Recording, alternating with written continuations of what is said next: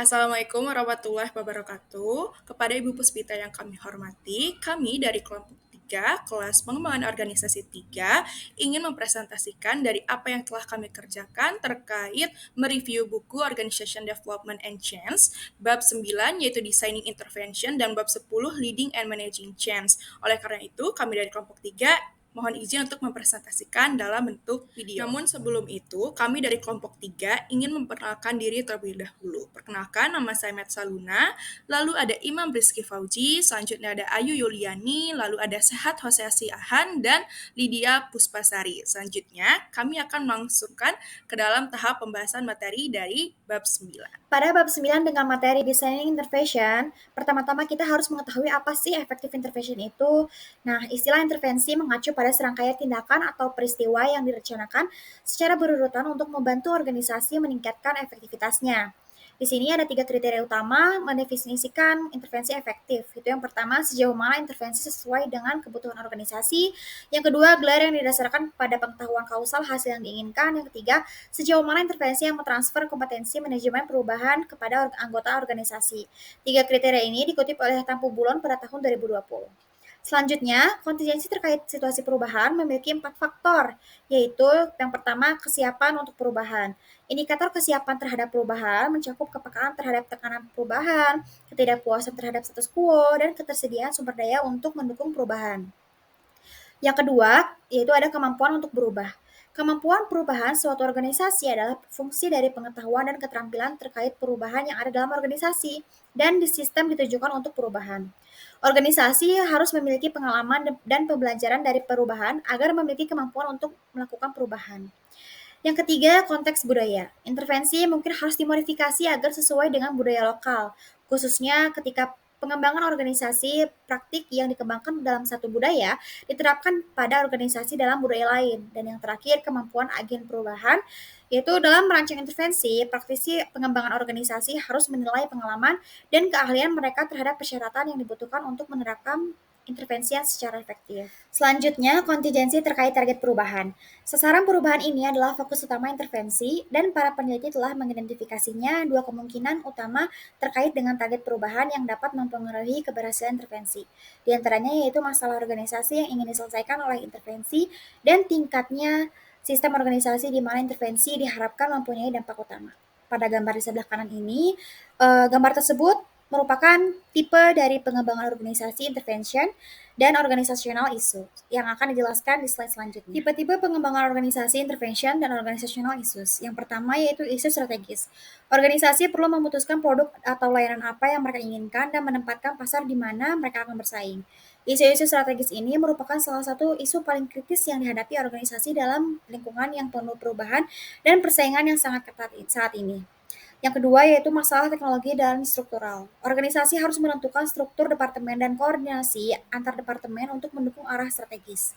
Metode pengembangan organisasi untuk menangani permasalahan struktural dan teknologi ini disebut intervensi teknostruktural dan mencakup aktivitas pengembangan organisasi yang berkaitan dengan desain organisasi, keterlibatan karyawan, dan desain kerja. Yang ketiga ada masalah sumber daya manusia.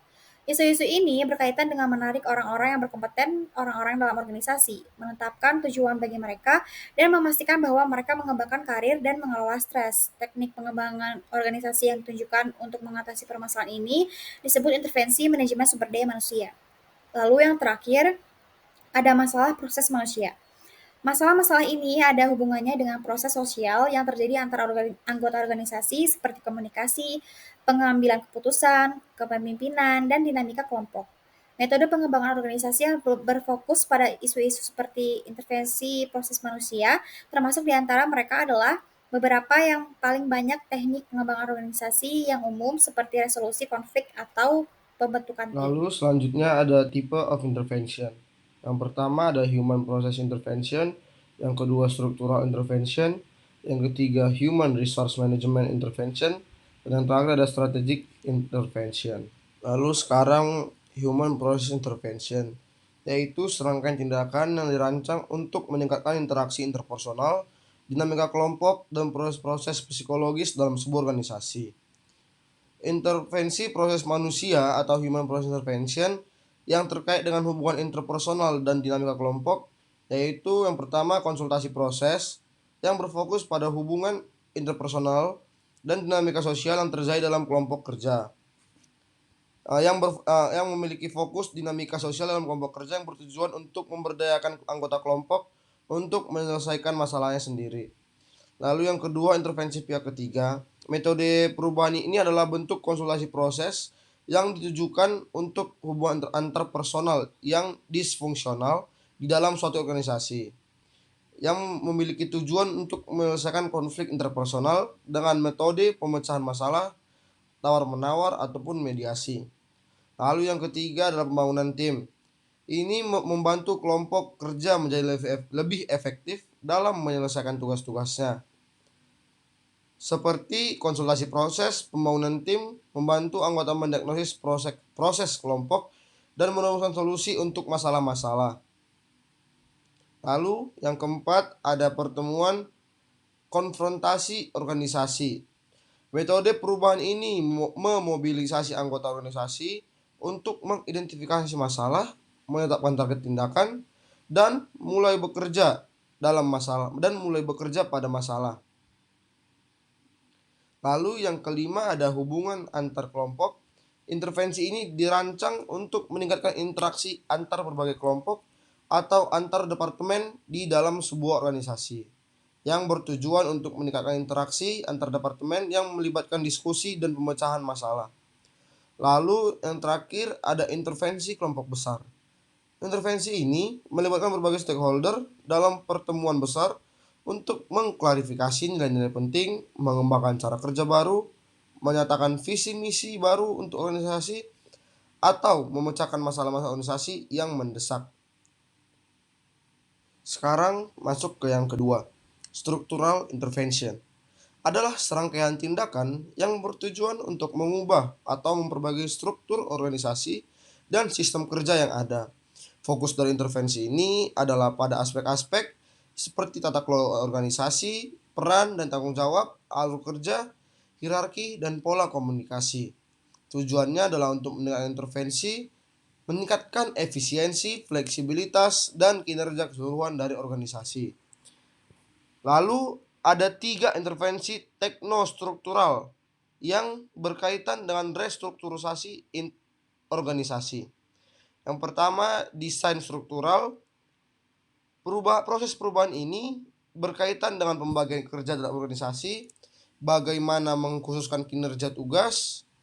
Intervensi yang tujuan pada desain struktural meliputi perubahan dari cara tradisional dalam membagi pekerjaan organisasi secara keseluruhan seperti struktur organisasi, struktur fungsional, unit mandiri, dan matriks, menjadi bentuk yang lebih integratif dan fleksibel. Lalu yang kedua ada pengurangan ukuran organisasi atau downsizing. Intervensi ini bertujuan untuk mengurangi biaya dan birokrasi dalam mengurangi ukuran organisasi melalui pemutusan hubungan kerja, perancangan ulang organisasi, dan outsourcing. Setiap metode pengurangan ukuran organisasi harus direncanakan dengan pemahaman yang jelas tentang strategi organisasi. Lalu yang ketiga ada rekayasa ulang atau re-engineering. Intervensi ini secara radikal merancang kembali proses kerja inti organisasi untuk menciptakan keterkaitan dan koordinasi yang lebih erat di antara berbagai tugas. Integrasi alur kerja ini menghasilkan kinerja tugas yang lebih cepat dan juga lebih responsif. Lalu sekarang kita masuk ke yang ketiga. Human Resource Management Intervention adalah serangkaian tindakan atau program yang dirancang untuk meningkatkan kinerja organisasi dengan fokus pada pengelolaan sumber daya manusia yang memiliki tujuan utama untuk meningkatkan efektivitas, produktivitas, dan kepuasan karyawan serta mendukung pencapaian tujuan organisasi secara keseluruhan. Adapun yang termasuk ke dalam Human Resource Management Intervention ada 6. Yang pertama yaitu penetapan hak tujuan, lalu yang kedua penilaian kinerja, yang ketiga sistem penghargaan, yang keempat pembinaan dan pelatihan, yang kelima perencanaan dan pengembangan karir, dan yang keenam yaitu manajemen dan kepemimpinan. Dan yang terakhir ada strategic intervention, yaitu serangkaian langkah atau tindakan yang dirancang untuk mencapai tujuan-tujuan strategis tertentu dalam sebuah organisasi. Intervensi ini biasanya terfokus pada perubahan besar yang mempengaruhi arah atau posisi jangka panjang dari organisasi tersebut. Tujuannya yaitu untuk mengarahkan organisasi ke arah yang diinginkan, untuk meningkatkan kinerja, dan juga menghadapi tantangan atau peluang yang ada di lingkungan eksternal maupun internal organisasi tersebut. Lalu ada beberapa contoh intervensi strategis, yaitu ada 6.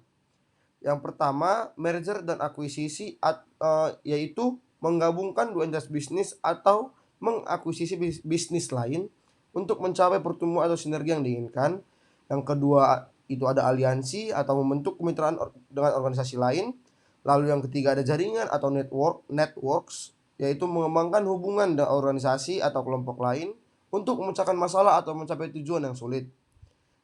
Lalu yang keempat ada organisasi yang mampu merancang diri sendiri, membangun kapasitas organisasi untuk dapat mengubah dirinya sendiri secara fundamental. Lalu yang kelima ada pembelajaran organisasi dan manajemen pengetahuan, yaitu meningkatkan kemampuan organisasi untuk belajar dari pengalaman dan menciptakan sistem yang efektif. Lalu yang keenam ada organisasi yang dibangun untuk berubah, yaitu organisasi yang mampu beradaptasi dengan cepat terhadap perubahan di lingkungan eksternal maupun di lingkungan internal si perusahaan tersebut. Apa sih motivating change itu? Motivating change itu perubahan dalam suatu organisasi yang melibatkan transisi dari yang sudah dikenal ke yang belum dikenal. Karena masa depan tidak dapat diprediksi dan mungkin berdampak negatif pada kemampuan, nilai, dan cara individu mengatasi situasi. Anggota organisasi biasanya tidak dapat mendukung perubahan kecuali ada alasan yang meyakinkan untuk melakukannya. Selain itu juga organisasi seringkali sangat terikat pada kondisi yang ada pada saat ini sehingga menolak untuk mengubahnya meskipun ada potensi manfaat di masa depan yang tidak pasti. Oleh karena itu permasalahan utama dalam merencanakan langkah ini adalah bagaimana kita memotivasi komitmen terhadap perubahan organisasi. Nah, untuk mencapai hal ini tuh perlu diperhatikan dua hal utama seperti menciptakan kesiapan untuk perubahan dan mengatasi hambatan terhadap perubahan. Nah, selanjutnya ada menciptakan kesiapan untuk perubahan. Salah satu aksioma yang lebih mendasar dalam pengembangan organisasi adalah kesiapan orang untuk berubah tergantung pada kebutuhan atau perubahan yang dirasakan. Hal ini melibatkan membuat orang merasa tidak puas dengan status sehingga mereka termotivasi untuk mencoba proses kerja baru, teknologi baru, atau cara berperilaku baru. Nah, ada 3 metode nih yang dapat membantu menghasilkan ketidakpuasan yang cukup untuk menghasilkan perubahan. Yang pertama itu sensitifkan organisasi terhadap tekanan untuk berubah. Yang kedua itu pamerkan ketidaksesuaian antara keadaan saat ini dan yang diinginkan. Yang terakhir itu sampaikan harapan positif yang kredibel untuk perubahan. Selanjutnya, mengatasi resistensi terhadap perubahan. Perubahan dapat menimbulkan resistensi yang baik pada individu maupun organisasi, sehingga sulit bahkan tidak mungkin untuk menerapkan perbaikan organisasi. Nah, pada tingkat personal, perubahan dapat menimbulkan kecemasan yang besar tentang melepaskan yang dikenal dan bergerak maju masa depan yang tidak pasti. Nah, setidaknya kita punya 3 strategi utama untuk mengatasi resistensi ini. Yang pertama itu empati dan dukungan, yang kedua itu komunikasi, dan tiga itu partisipasi dan keterlibatan. Selanjutnya ada develop political support. Dari sudut pandang politik ini, organisasi dapat dilihat sebagai koalisi yang longgar terstruktur dari individu dan kelompok yang memiliki preferensi dan kepentingan yang berbeda. Contohnya, pekerja di lantai pabrik mungkin menginginkan pekerjaan yang aman dan berbayar tinggi, sementara para eksekutif puncak mungkin tertarik untuk verifikasi organisasi ke bisnis-bisnis yang baru. Nah, departemen pemasaran mungkin tertarik untuk mengembangkan produk-produknya dan pasar baru, dan departemen produksi mungkin ingin memproduksi produk standar dengan cara yang efisien. Selanjutnya ada identifikasi pihak stakeholder dan kunci. Setelah kita menilai basis kekuatan mereka sendiri, nilai agen perubahan harus mengidentifikasi individu dan kelompok yang berpengaruh dengan minat dan perubahan, seperti staf, terus serikat pekerja, manajer departemen, dan eksekutif tingkat atas. Nah, pihak stakeholder ini kunci dapat menghalangi atau mendukung perubahan dan penting untuk mendapatkan dukungan yang luas untuk meminimalkan risiko bahwa satu kelompok kepentingan dan mengalami perubahan. Nah, seiring dengan organisasi yang menjadi lebih global, terkoneksi dan fokus pada pelanggan, serta perubahan yang menjadi lebih strategis, penting juga untuk mengidentifikasi pemangku kepentingan eksternal kunci. Pelanggan, agensi regulasi, pemasok, dan komunitas lokal misalnya dapat memberikan pengaruh besar terhadap perubahan. Lalu di sini ada Creative Vision. Menurut Yusono 2006, visi adalah rangkaian kalimat yang mengungkapkan cita-cita atau impian masa depan suatu organisasi atau perusahaan. Atau visi organisasi memberikan arahan yang jelas bagi seluruh anggota organisasi dengan memiliki gambaran yang jelas tentang masa depan yang diinginkan setiap individu dalam organisasi, dapat mengalokasikan energi dan sumber daya mereka secara efektif untuk mencapai tujuan bersama. Lalu di sini ada mengidentifikasi ideologi inti, yang dimana memahami ideologi inti organisasi yang mencerminkan nilai dan tujuan yang telah berkembang dari waktu ke waktu adalah langkah pertama menuju visi perubahan. Ini mencakup memahami sejarah organisasi dan nilai-nilai yang menjadi pedomannya. Selanjutnya, membangun masa depan yang diharapkan. Masa depan proyek perubahan didasarkan pada ideologi inti. Setiap perubahan memiliki tujuan khusus yang disesuaikan dengan nilai tetap. Kompleksitas dan cukupan masa depan bervariasi, tergantung pada jenis perubahan yang dilakukan, seperti perubahan kecil perangkat lunak versus perubahan besar dalam birokrasi pemerintahan. Managing the transition. Melakukan perubahan dalam organisasi berarti berlari dari kondisi saat ini ke kondisi masa depan yang diinginkan. Perpindahan ini tidak terjadi secara instan. Sebaliknya, perusahaan belajar bagaimana menerapkan kondisi yang diperlukan untuk mencapai tujuan masa depan. Perencanaan kegiatan, perencanaan komitmen, dan struktur manajemen perubahan adalah 3 struktur dan kegiatan utama yang diidentifikasi Picard dan Harris untuk membantu transisi organisasi.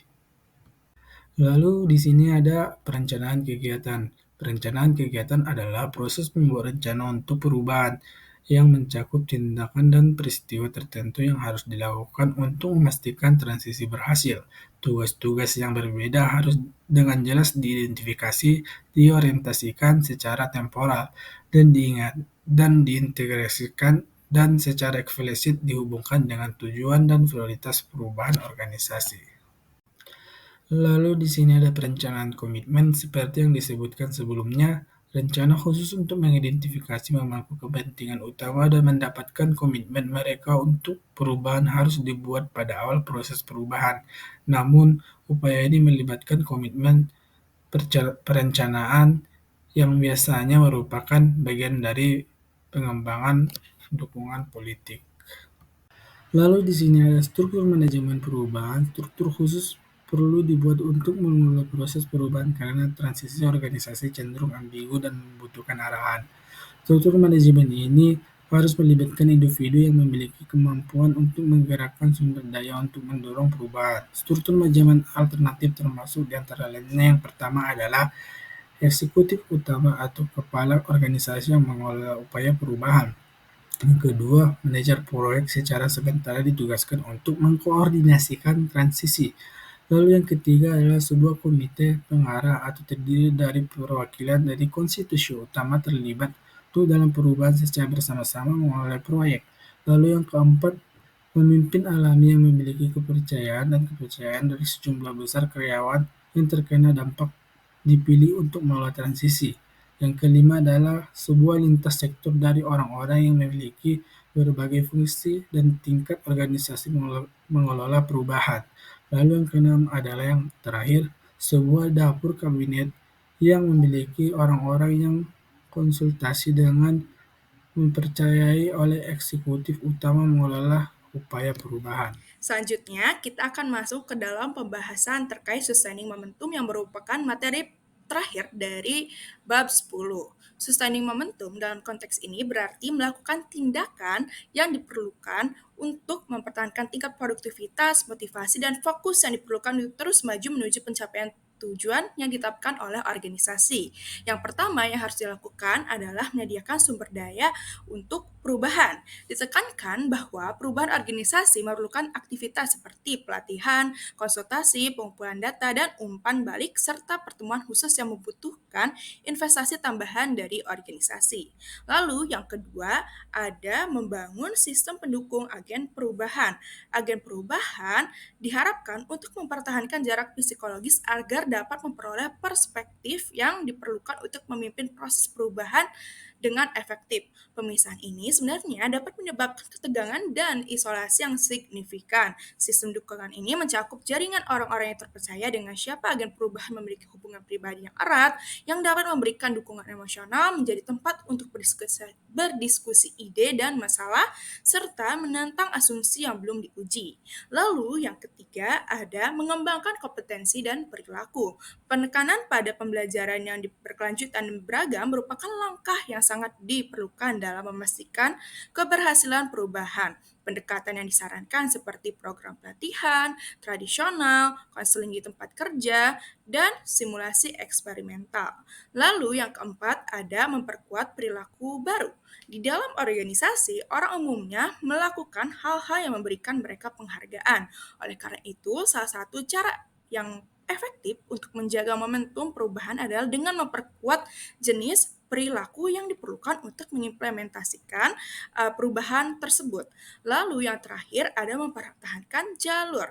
Tantangan yang sering kali dihadapi dalam implementasi perubahan organisasi dan pentingnya mempertahankan fokus dan kesabaran dalam proses tersebut, salah satu aspek yang disorot adalah bahwa manfaat perubahan seringkali tidak langsung terwujud dan organisasi perlu memberikan waktu bagi anggotanya untuk beradaptasi dengan perubahan tersebut. Itu dia materi pembahasan terkait dari sustaining momentum. Selanjutnya, di sini kita akan membahas terkait review artikel, keterkaitan dari materi bab 10 dengan jurnal yang telah kelompok 3 temukan. Jurnal yang kami temukan itu ditulis oleh Era Herlina dan kawan-kawan tahun 2022 yang berjudul Peran Pengembangan Sumber Daya Manusia sebagai Agen Perubahan. Organisasi saat ini harus terus berubah agar tetap kompetitif dan mempertahankan keunggulan kompetitifnya dalam lingkungan yang cepat berubah. Perubahan dalam bentuk pertumbuhan, merger, akuisisi, dan aliansi, serta persaingan global dan perubahan teknologi yang cepat merupakan kekuatan utama perubahan. Organisasi yang ingin bersaing secara global cenderung mencari profesional pengembangan sumber daya manusia untuk mendukung dan memberikan saran. Karyawan merupakan pelaksana dari setiap perubahan yang diinginkan dalam suatu organisasi dan oleh karena itu harus terlibat dalam perencanaan perubahan. Praktisi SDM memainkan peran vital dalam memaksimalkan sumber daya manusia organisasi untuk mencapai proses organisasi yang melalui dukungan perilaku karyawan dan dengan demikian dapat memiliki organisasi yang sukses. Itu dia presentasi dari kelompok 3 mengenai mereview buku Organization Development and Change. Apabila terdapat kata-kata yang kami lontarkan itu menyakiti hati Ibu Puspita dan teman-teman sekalian, mohon dimaafkan, kurang lebihnya mohon dimaafkan. Semoga Ibu Puspita dan teman-teman sekalian selalu dalam keadaan sehat. Wabillahi taufiq wal hidayah. Wassalamualaikum warahmatullahi wabarakatuh.